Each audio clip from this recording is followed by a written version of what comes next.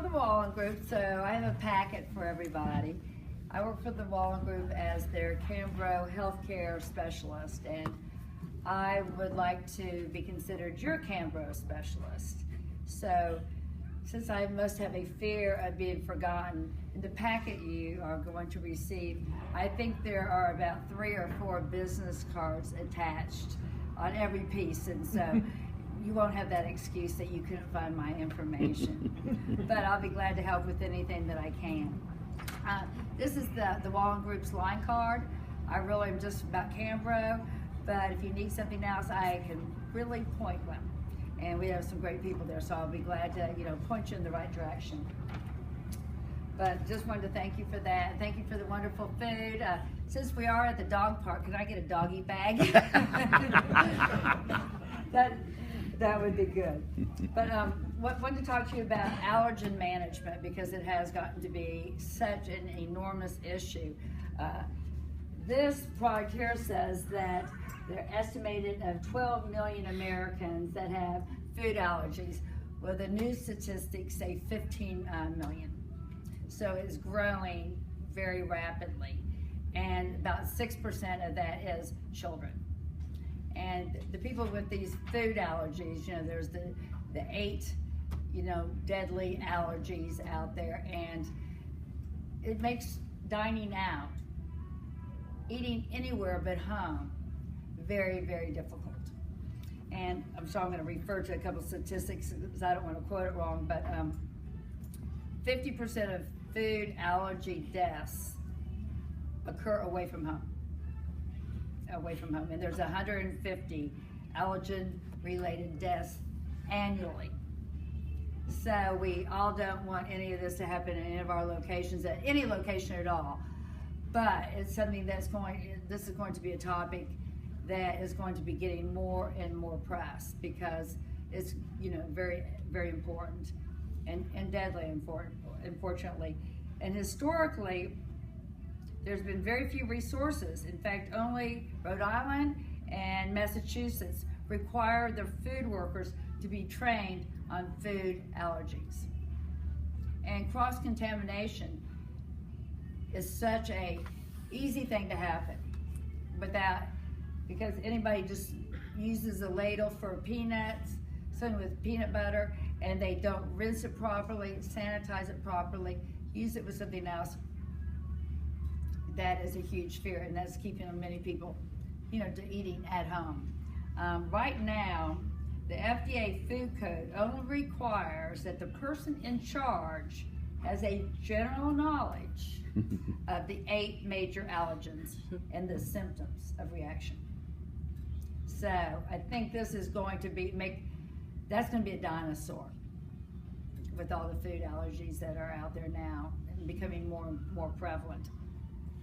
So there's, they go into safe practices. You have to be really aware of your vendor that you use and that they don't substitute. They're out of a certain product. They don't substitute on you. And that all their labels are very specific. That if they were even in the same room where a nut product was used or a shellfish was used, prepared, they have to be very specific. On small locations, they want you to have specific days and times when those foods are prepared. And they want everything to be a completely different set. Different knives, different storage, different measuring, everything different. Because the chances that somebody in your kitchen could possibly not sanitize it 100% is too high of a risk. Because we can only control ourselves and educate our staff, but there might be somebody out there that doesn't follow suit. So Cambro has really jumped on the bandwagon, and they really feel like this is going to be one of the major areas of growth. And so we have everything from measuring cups, trays that everything's purple. Allergy-free is purple. Allergy-free is all purple coated. And food storage containers to where nothing goes in here. It is all labeled.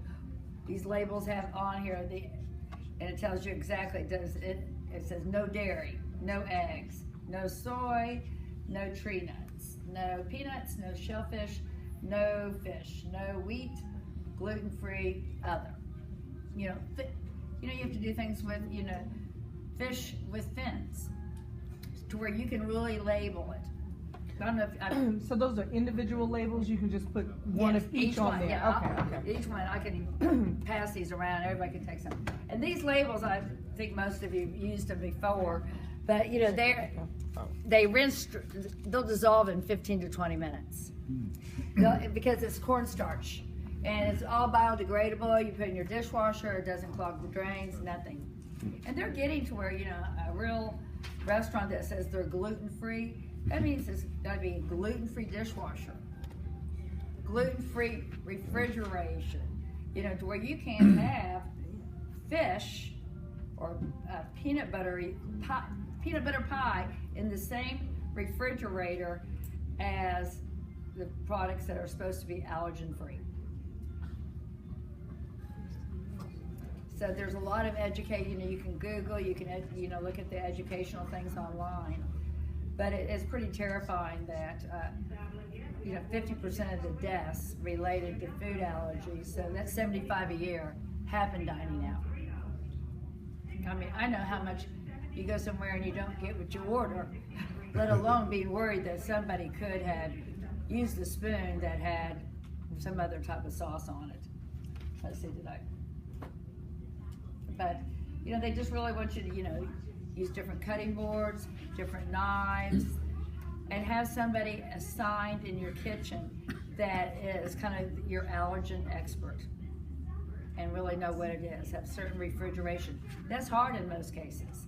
So, if you're going to state that this is, gluten-free or that this is wheat-free, you've got to really be able to stand behind that. And the other thing is on your any of your menus, anything like that, you have to really state exactly what fish it is, exactly what the toppings are. Not just a crumbly nut topping, so you need to let them know if it's got gluten, if it's got a nut in it. Just be really more aware of it. And so, it's just it's kind of getting tougher. I mean, real quick story, I was at a park and I saw this man. He had this cute little dog with him, and I'm a dog lover. And somebody's kind of training him. He was training this dog because he was hired to train him. This dog's going to go with a boy everywhere, school, everywhere, and he was trained to sniff peanuts. Because just like if I was standing here eating a peanut butter sandwich, and that boy was as close as we are, it could make him have anaphylaxis. I can't say. Anyway, make him sick. And like kids, they have peanut butter on their hands and they put it under the table. This dog is going to be this child's constant companion. To know, yes, cat daddy. Me and Chef Steve was in Atlanta last week, and a friend of mine runs a country club that had 7,500 members. So we asked him how many menus does he have and how often does he change it. He said he has to have 5 different menus for 13 different restaurants. And what was it? It was gluten-free. Oh man, yeah. It was dairy. He had to have a dairy-free menu, a gluten-free menu, a vegetarian menu, a regular menu, and one other type of menu. Probably low glycemic or something like that. So yeah, he said it was crazy nowadays how many things you had to list and not list on menus. Right. And it's really, in hospital situations too, it's hard because they put it in a meal delivery cart, which by the way I sell, but they put them in meal delivery cart and they can't be all in there together. I mean, it would have to be completely separate. That's what he said. He said, I mean, it's a huge task. It's a huge task. But they want completely different storage room, different shelving, everything. So it makes it a huge challenge. But back in those days, they didn't have allergens like that. No, and they're It's become trendy, particularly the gluten-free and all that. well, a lot of that is because mostly gluten-free just makes you fart, right? I mean, it's not legit. well, it's because everything's genetically modified too. I mean, when was the last time you opened an ear of corn and there was any type of bug or worm in it? Never. All the kernels weren't exactly the same. Yes, I mean, they're genetically modified. But So we've got the products here for that. And then just as a side note, when you do have to have so many different products and they are, you know, categorized, we have a great new seal lid. It's polycarbonate. No, this is polycarbonate, polypropylene. And because the Restaurant Association says that they did a study that of your budgeted money for food, at least 5% of it does not make it to the plate because of waste, And this will, like, you put strawberries in it and you go home and this will make them last 2 to 3 days longer. And it's also great for cross-contamination because you can see in it, so less people are going to be opening it up and looking inside, and that's the big worry, is cross-contamination. Is there any questions? What is the list of the 8 most deadly allergens to worry about? Let's see. It's the... And while you're looking that up, I got a question. Yes, sir. Can you put that in the microwave? Because back in the old days, you couldn't put plastic in the microwave. Yeah, the bottom is polycarbonate. That's what they make, you know, windshields for airplanes out of. Okay. And then the top is polypropylene. Okay. But look at the way this thing seals. Yeah, I mean, yeah. You know, most of the time they just fit on the outside. And everybody will have this.